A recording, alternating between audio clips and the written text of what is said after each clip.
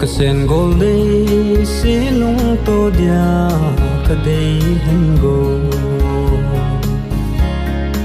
Ibang ta golden pulhi kadau ding ham Nei hin ve tan sanga keima ka khan khodi Zogam sang na no bang chan kane Mil zo nai tem golde ken ka na pu do ding ana Kaya ding na lai tan hin te tia kage Tu hin mol hai pa bang chan amo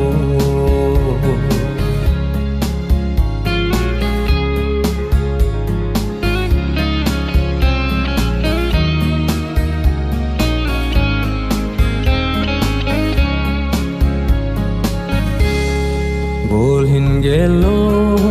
I khan khole thim thule cheng Al thang si tui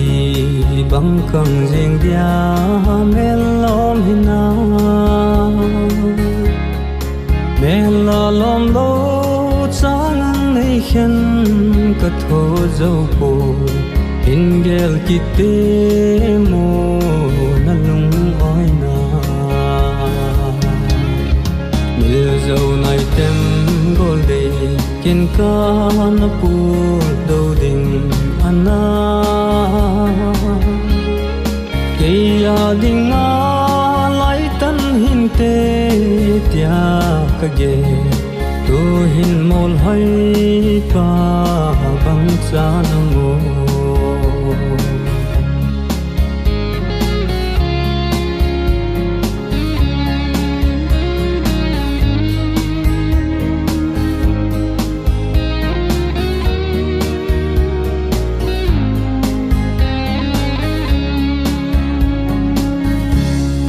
Iti ding beb ma I ding zola zobi nahi Khen lâu thim thu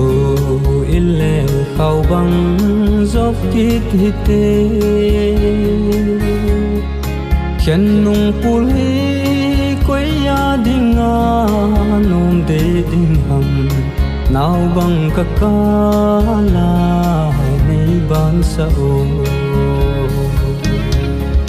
Mil zo nai tem golde ken ka na pu do ding ana